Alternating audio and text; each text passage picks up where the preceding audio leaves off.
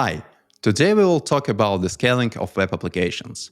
This is the first part of the video where we discuss different approaches to front-end architecture, such as monolithic architecture, micro-frontends, and modular monolith. In the second part, we will discuss mono and poly repositories and understand in which cases each approach could be useful. Let's begin. If you have worked as a software developer for some time, and especially if you have prepared for the system design interviews, you may have heard something about the scaling of backend applications, but not too much about the scaling of the front-end apps. Why is it? The main reason is that backend applications usually handle many requests from the users at the same time, put and request data from the database, have to manage load picks, and do many other things. On the front-end side, we do not need to manage all this stuff. It doesn't mean that on the front-end side we do not need to work with data or that we do not have another challenges. The main difference here is that on the front-end side, we work with one client, one device, no matter how many users we have per minute, hour or day. A number of users per some amount of time may be important, for example, when we are working on collaboration tools or two-way communication apps. But let's talk about the general case. The number of users doesn't affect how front-end application works usually. Of course, with a growing number of users, some requests may be longer, because the server can handle such a lot. However, it's not a thing that we can change on the front-end side. We consider backend operations as a constant just for convenience. If the number of users doesn't affect front-end applications, what is scaling for us? Let's back to what we usually understand by scaling. Scaling in general refers to the system's ability to handle increased demand for resources as application traffic grows. For backend apps, there are two types of scaling: vertical and horizontal. Vertical scaling is when we add more power to the single server, CPU, memory, etc. Horizontal scaling is when we add more servers. Are any of these types related to the front-end platform? Not really. We cannot upgrade user laptops or buy another one to distribute the load. So for front-end apps, scaling means something else.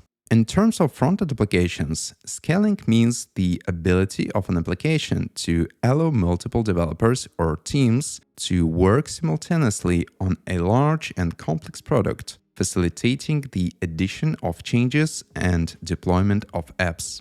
Don't we have to care about the same things on the backend side? Yes, we have to. As I mentioned, scaling front-end apps is a bit easier.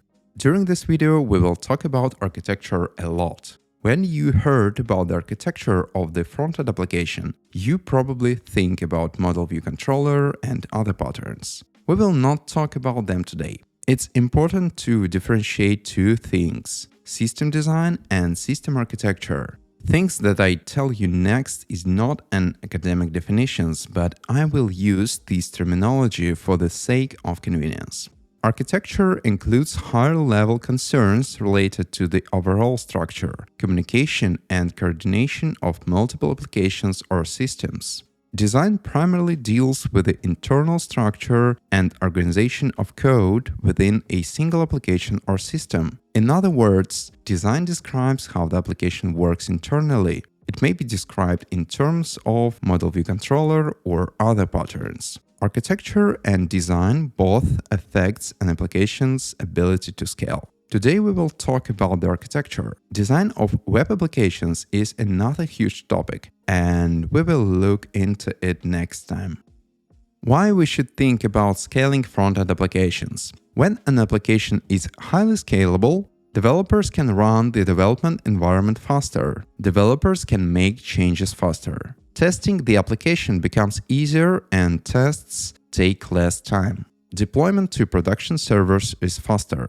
As a result, by easing the development process, we reduce the latency of integrated features and improvements. The next question is, do we have an ideal architecture that is suitable for almost any front-end application? Unfortunately not. As always, each approach has its pros and cons and is suitable only in particular situations. Our goal is to look at the most popular of them and understand in which cases which approach is the most appropriate. Let's look at the agenda. First, we will discuss how to divide the system by modules. We will look at three approaches: Monolithic Architecture, Micro-Frontends, and Modular Monolithic Architecture. Next, we will go on the higher level and discuss how we can organize code in repositories. There are two main approaches: use monorepositories or multiple repositories. Before we start, we need to understand, when we are describing the system on a high level, we probably may include the backend app in our design. I think there are two possible scenarios. The first one, if frontend and backend applications are tightly coupled. Frontend and backend applications represent a single unit. Often they use the same technologies, JavaScript or TypeScript. In that case, the situation probably implies that we have a team of full-stack developers, and we might consider a backend application as a part of the system.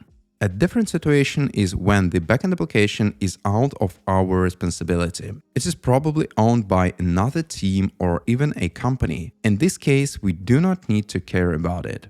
Okay, the introduction is out of the way and we are ready to begin. The question is, where should we start? What we should consider as a basic architecture? Let's look at the evolution of front-end architectures. It's not a timeline, so it doesn't imply that Micro-Frontends was invented after the monolith, even if it's highly possible. That scale shows the evolution of approaches to front-end architectures from the simplest one, monolithic application, in monorepository. We will start with the monolithic architecture.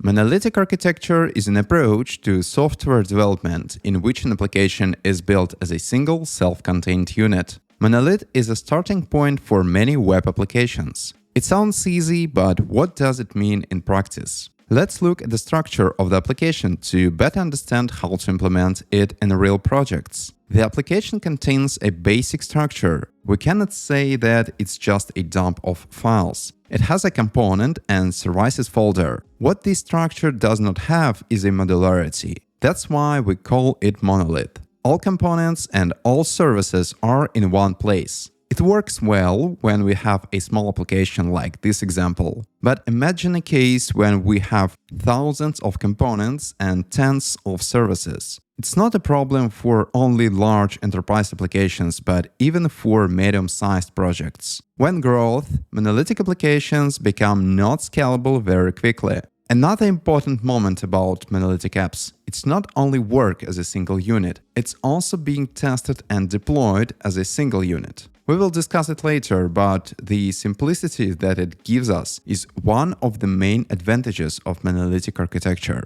Let's talk about the pros and cons of monolithic architecture. We will start with pros.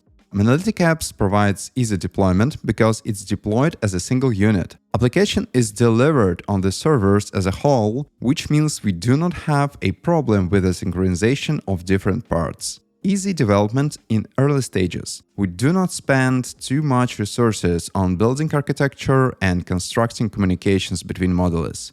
It makes the monolithic approach suitable for small projects or projects on the stage of MVP or minimal available product, when we do not have enough resources to invest in architecture.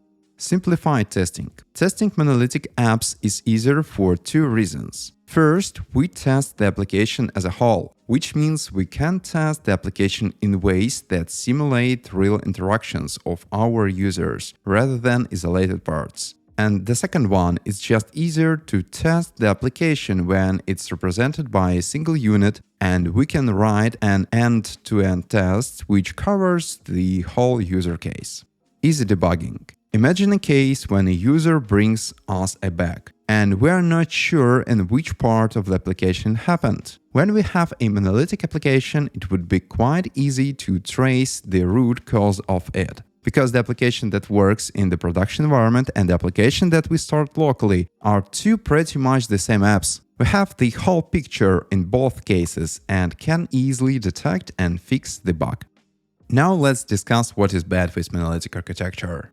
Slower development speed. We mentioned earlier that the monolithic approach can facilitate development, but it's true only for the early stages of the development. When the application becomes bigger and the team grows, the development becomes harder and harder. Scalability. Monolithic applications do not scale at all. Since our application is a single unit, we cannot separate it. If you remember the structure from the previous slide, we simply put everything in one place, no matter how many files we have. Reliability.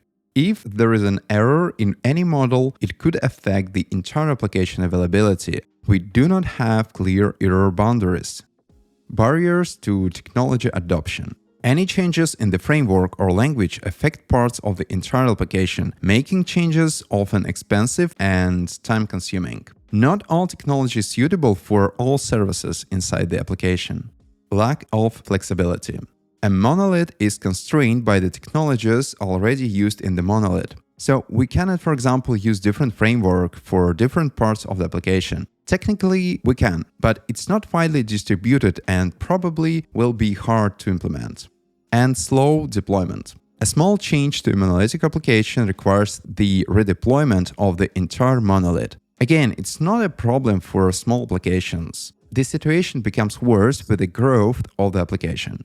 Now we know the advantages and disadvantages of monolithic architecture, and we can discuss in which cases it might be useful and when we probably should use something else.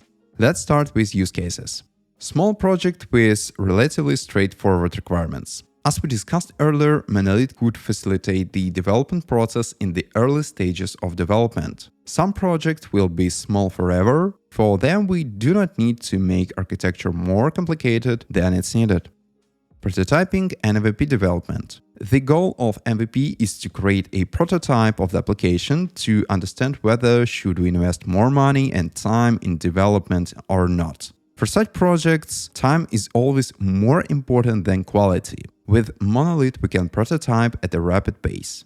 Projects with a small team of maintainers. One of the goals of application architecture is to facilitate the developer process. When only one or two developers work on the projects, separating them by modules may be not very beneficial. However, even if the team is small but the application becomes bigger, we should consider moving from monolith to more modular approaches, because there is a high chance that soon new developers will join the team. Next, let's look at situations when we probably shouldn't use monolith. Large-scale enterprise applications with complex and evolving requirements. We discussed previously why monolith is not good for these applications. Projects where different parts of the application require different technologies or scaling strategies. It's another problem of monolith. All parts of the application are tightly coupled with each other and usually use the same set of technologies. However, sometimes for different modules we need different technologies. Another very distributed case is when we migrate from one technology to another. With monolithic, it will be very difficult. Projects that many people are working on. Even if the project is not too big, it probably makes sense to not use monolith. The reason is that when many developers work on the same application, their changes may conflict, which increases the complexity and time of making changes. Let's summarize. The main thought is that monolithic architecture is suitable mostly for small or medium-sized applications. If the application is medium-sized or bigger, we need to consider other factors such as coupling of different modules or the size of the team. There are two main reasons why we should drop out of the monolithic approach. The team gets bigger or the application gets bigger. Okay, we started with a monolithic architecture and soon or later realized that our application was not scalable enough. Probably new members were joined or the application became large. The next logical step is to separate the system by modules, which are called Micro-Frontends. I would like to quote Sam Newman, author of Building Microservices book. A monolithic architecture is a choice and a valid one at that. I would go further and say that, in my opinion, it is the sensible default choice as an architectural style. In other words, I'm looking for a reason to be convinced to use microservices, rather than looking for a reason not to use them. The idea of micro-frontends came from microservices. So even if two architectures are used in different environments, the core idea is the same. And that quote is also true for micro-frontends. I will rephrase it. Micro-frontends are not for every application. We need a really good reason to implement them, and later we will see why. Let's try to understand what is micro-frontends and what is the difference between them and monoliths. Micro-frontends is an architecture style where independently deliverable front-end applications are composed into a greater whole. So micro-frontends is an opposite architecture style to monolith. Application is not represented as a single unit. However, for end users, there is no difference here. For them, the application is a single unit as it was before. As we mentioned earlier, with a monolithic app, scaling becomes challenging as the number of services and team members increases. Separating responsibilities among team members becomes necessary. This separation also leads to a more flexible deployment process, allowing to faster deployment and more frequent feature delivery. Ultimately, adopting the idea of maintaining code for different services in separate repositories transitions us from a monolithic app to micro-frontends. If we look at the picture, we will see how we can separate the simple to-do application by modules and how different teams can work on different parts independently. Each team is responsible for only one model. How does micro-frontends architecture help to achieve independence of development? The key thing here is clear boundaries. Let's look at two pictures. In the first picture, the to-do application is built with a monolithic approach. Even if it's not separated by modules, there are still exist by they don't have boundaries. There are three different modules: user model, authentication model, and to-dos model. Lack of clear boundaries could lead to problems when many teams work on project. If we use micro-frontends for the same application, we have clear boundaries between modules. Each team is responsible only for their part. If new changes break functionality, it will affect only one model. Okay, now I think we understand better the reasons why the team moved from monolithic to micro-frontends. Next, let's look at how micro-frontends might be implemented in a real application. The first question is, how do we have to divide our application? There are two main approaches: vertical slices, or separating by domains, and horizontal slices, or separating by components. Domain is a unit responsible for one business feature. For example, for our to-do application, we can allocate two domains: authentication model and to-dos model. In reality, it will have more, but let's keep things simple. The authentication model is responsible for user registration, authentication, etc. To-dos model is a core model for our application. It contains a list of tasks and elements of control to manage them. When we implement vertical slices, each team is responsible for their domain. In our example, we have two domains and two teams. Inside, domains have internal architecture, which is determined by the team that works on this model. In our example, both teams use MVC architecture. In the case of horizontal slices, we divide the system by components. In our example, Team A works on two components, header and footer, and Team B is responsible for the main component. The horizontal slices, or separation by components approach, is better suited for projects containing many almost identical pages, like e-commerce sites and catalogs, for example Amazon. The vertical slices, or separation by pages approach, is better suited for web applications. A web application usually contains a limited number of pages, each responsible for a single domain. We can easily split such project by domain slices. Examples of web applications are Google Calendar, Skype, or Figma. We also can use a hybrid approach or use vertical slices approach for web applications. It all depends on the particular case. What are the good and bad of micro-frontends? First, let's look at good things. Incremental upgrades. The ability to evolve a large codebase without the need for a rewrite the whole. We mentioned earlier this problem in the context of monolithic applications. If we have micro-frontends, we can easily rewrite only one part of the application and we do not need to do it for the whole application in one step. Independent deployment. Independent deployability of micro-frontends reduces the scope of each deployment and reduces risks. When one team makes changes in one model, it doesn't affect other modules, which reduces the risk of errors and time of deployment. Of course, it doesn't work like this in real applications all the time, because modules have communications with each other. However, modules should be as independent as it's possible. Simple, decoupled codebase. Splitting a large application into smaller pieces makes it easier to manage. And autonomous teams. Decoupling of codebase and release cycles leads to a greater level of autonomy. Next, let's look at the bad sides of micro-frontends. Potential performance issues. We mentioned previously that the micro-frontends approach allows us to use different technologies for different parts of the application. However, with an increased number of technologies, the size of the bundle is also increased. Lack of communication. When different teams are working on the same project, it can lead to duplication of specific implementation methods and waste valuable time for the company. More complex architecture and deployment process. With the monolithic application, we don't have these problems. Architecture maintenance and deployment are very simple. For micro-frontends, it's quite the opposite.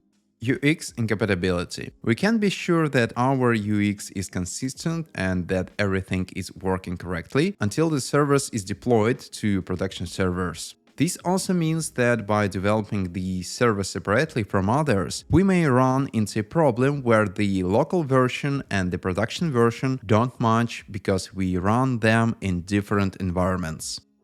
Let's back to one of the key advantages of micro-frontends: clear boundaries. Instead of dealing with a monolithic application that's likely challenging to maintain, develop, deploy, and test, we now have multiple services that theoretically address these issues. The micro-frontends approach is a representation of command and conquer strategy. Instead of operating over a single application, we divided it into smaller pieces. Another benefit of micro-frontends is their reduction of cognitive load. Consider a new developer joining the project. Rather than deal with the entire application, they can concentrate solely on their part, at least initially. It is also beneficial for experienced members because they don't have to keep the whole application in mind all the time.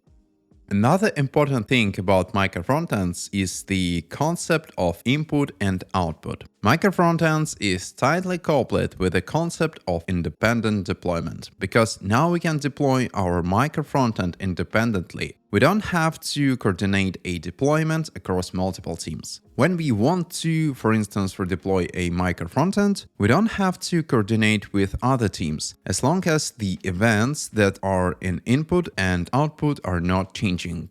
To better understand what it means, let's look at the picture. Calendar model has input parameters which regulate the behavior of the model or output. The main idea here is that the output will not change until input hasn't changed. Internal behavior or technical details of the model are not important to other teams. This concept allows teams to work independently. As a more distributed architecture, micro-frontends will inevitably lead to having more stuff to manage. More repositories, more tools, more builds, deploy pipelines, more servers, more domains, etc. Separating the system into monoliths is a good thing from one perspective. It makes the development process easier. But at the same time, managing many monoliths is a more difficult task in terms of deployment, testing, and synchronization. With a monolithic application, we have a single process of development, testing, and deployment. In the case of micro-frontends, the number of such processes is a multiple of the number of services. From this, we can conclude that micro-frontends should be implemented only if we have the resources to manage them and realize that the transition to a new architecture will be beneficial. Next, let's look at particular cases when micro-frontends may be beneficial. The first case is when we have a big project with multiple teams. First of all, micro-frontend architecture is an organizational tool. Developers can get to work on a project faster, add changes more frequently, deploy them, and deliver them to the end users as a result. The second case is when we need independent development lifecycle. If different parts of an application have different development lifecycle or release schedule, micro-frontends allow each part to be developed, tested, and deployed independently. This reduces bottlenecks and simplifies the release process. One possible scenario is when some parts are deployed frequently and others are deployed relatively infrequently. In the picture, we have an application that consists of two modules, notification page and calendar page. We do not change the notification page too often, but at the same time, we're actively working on the calendar page. So having different release cycles for each page would be beneficial. Another use case for micro-frontends that we also mentioned previously is the integration of new technologies or features. When we use a monolith, it can be relatively difficult to rewrite the application to a new technology stack or add some global features. Micro-frontends can be a solution here. Let's look at the picture. Initially, we have a monolithic application built on React. In one day, we decide to rewrite it to the Vue for some reasons. How we can do that? We can rewrite the whole application in steps, but it would be very difficult to realize and we wouldn't be able to test new approaches on a small parts of the application to understand if would it be beneficial or not. So we start with separating application by modules. We divide the system into 3 modules and rewrite incrementally the first one, then the second one, and finally the third. That's how it works. The next use case is if we are working in a cross-functional team. Cross-functional in this context means that developers are not limited by one technology stack or environment. Rather, they are responsible for end-to-end experience. End-to-end means the path from creating a user interface for a new feature to delivering this feature to the end user. Such teams often consist of full-stack developers. Micro-frontends might be useful for such teams because we can divide the system by independent units not only on the front-end side, but also include the backend part. In the typical scenario, such a unit includes the front-end application and the backend application that handles requests from the particular front-end client. And one team or group can work on the front-end and backend apps at the same time. It may be very beneficial because a single developer has a vision of how the system works as a whole. Okay, now let's look at where micro-frontends probably shouldn't be used. Small projects. For small and sometimes medium-sized projects with limited complexity and functionality, the overhead of micro-frontend implementation can outweigh the benefits. Tightly integrated teams. If development teams are tightly integrated and work closely together on all parts of the application, the added complexity of micro-frontends might be unnecessary. Small teams. Micro-frontends are a tool for sharing responsibility. If a small team is working on the project, it is often unnecessary. If we have limited budget or resources, implementing micro-frontends requires additional efforts and resources for setting up, maintenance, and coordination. If a company has limited budget or resources, investing in micro-frontends may not be worthwhile. The next anti-use case is a lack of automation. Micro-frontends require mature processes. If our infrastructure is not good enough, we may still be able to run one application, but handling multiple applications can be problematic. And websites with static content. For sites that primarily serve static content with minimal interactivity or dynamic features, micro-frontends can create unnecessary complexity. A simpler architecture such as static site generators or server-side rendering may be more appropriate in this case. If we try to summarize all the use cases and anti-use cases, we can conclude that we should start to consider micro-frontends as an option only when scalability becomes a real problem for us. A common mistake developers make is to try to integrate micro-frontends for small projects or when not too many developers are working on it, just because it's a very popular approach. Micro-frontends is a more complex than a monolithic architecture and therefore it may have different implementations. We have divided the application by modules, but we need to collect these modules together because they must work as a whole when run on the user's device. We have 3 main approaches: do it on the server side, during runtime, or during the build time. Each approach may have one or more realizations. Let's start with a server-side template composition. We can build an application on the server from templates and components. We have an index.html file that contains all the common elements of a page: header, footer, navigation, etc. And then on the server, we plug in the content of a particular page from the URL-based HTML fragment files. Let's look at how it works. First, the client requests the page by the URL. On the server, we have a template, and based on the past URL, we pick the model. We integrate this model into the template and return the full page to the client. The next option is to build a page on the client side during the runtime. For such an option, we have many ways to do this. Let's start with iframe. In this case, we have a template that contains elements common to all pages: header, menu, and footer. Via iframes, we integrate modules into this template. The advantage of iframes is that they provide good isolation for modules. Each iframe creates a separate document, which allows to isolate scripts and styles of the model. But the iframe approach also has many trade-offs. Communication between modules is difficult. We cannot do it directly and have to use the post message or URL method for communication. Performance degradation. The presence of several documents on a page badly affects performance. Accessibility within an iframe can be problematic. Screen readers do not always read the content inside iframes properly.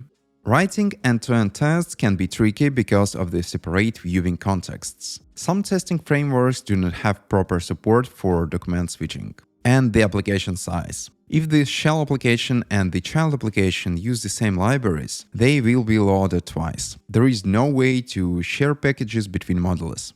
The next option is a runtime integration. We can do it in several ways. The simplest one is doing it via JavaScript. We need to download modules and integrate them into the page. Such approach gives us better performance in comparison with iframes and easier communication. Direct communication between modules is easier because we have a single document. The problem with this approach is that it doesn't provide good model isolation as iframes did. So there is a higher chance of leaking styles or global scripts. The next option is to do the same but via web components. Custom elements are used as wrappers of micro-frontends. Web components provide good style isolation. Shadow DOM allows us to encapsulate the micro-frontend styles. But the browser support is worse. Integration via web components is very similar to integration via JavaScript. The main difference here is that we do it in the web component way. The choice between these two options depends on your preferences. The next option for how we can integrate modules during runtime is a Webpack model federation. Model federation allows chunks of JavaScript code to load synchronously or asynchronously. It allows work on different parts of the application independently and lazy load them. The huge advantage of the Webpack model federation is that it allows library sharing across micro-frontends. The next good thing is a smooth developer experience. We can import micro-frontends and compose them in the way we need. However, the easiness of sharing leads to not fully isolated micro-frontends. If teams are not disciplined enough, sharing can result in a very complicated maintenance architecture.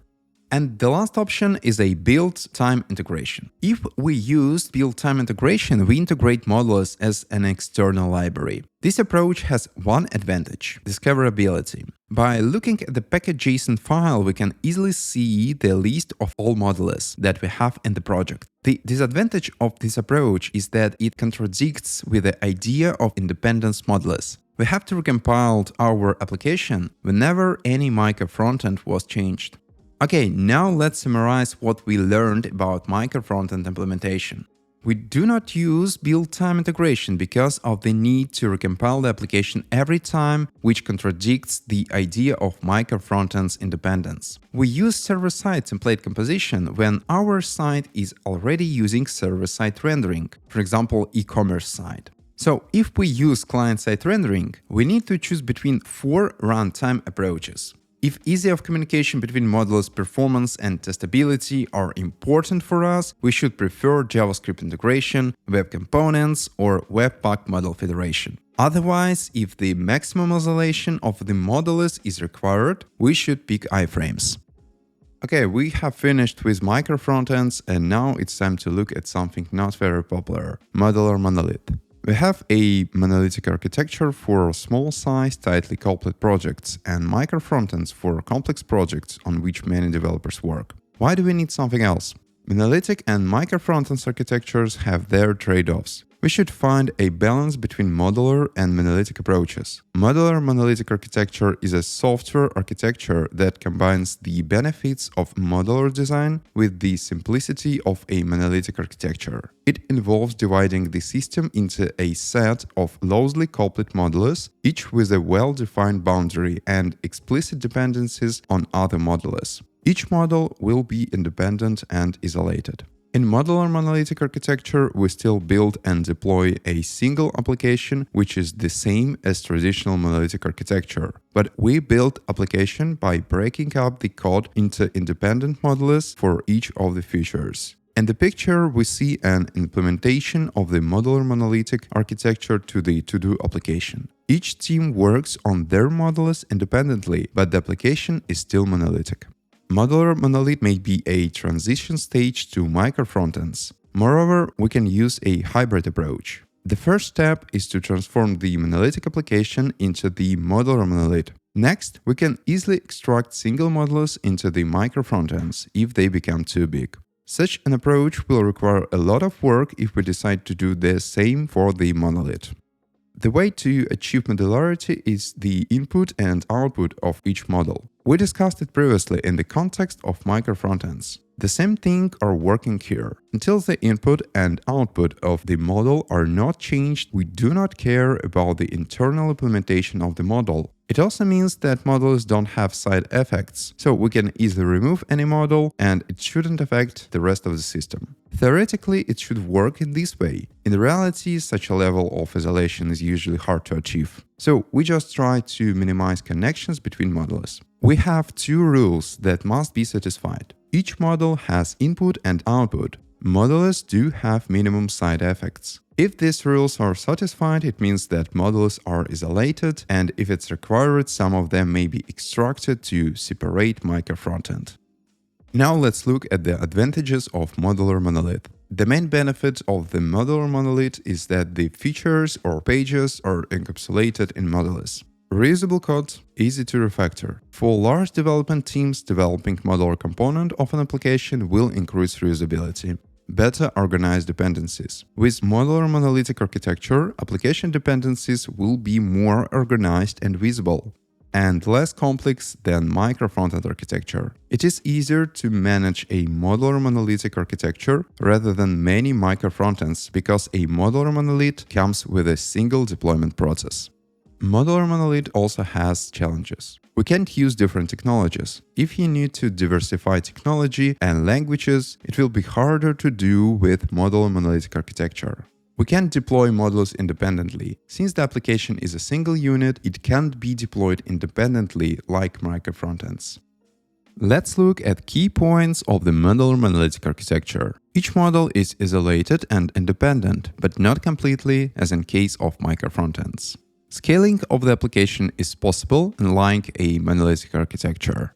The application is deployed as a single unit. The use of different technology stack is not as common as in the case of micro-frontends. Communication between modules is easier than in the case of micro-frontends. A modular monolithic can be transitional stage between monolithic and micro-frontends or a permanent styles of architecture. It enables faster time to market because you don't have to manage the deployment and infrastructure of micro-frontends, while still providing the benefits of modules.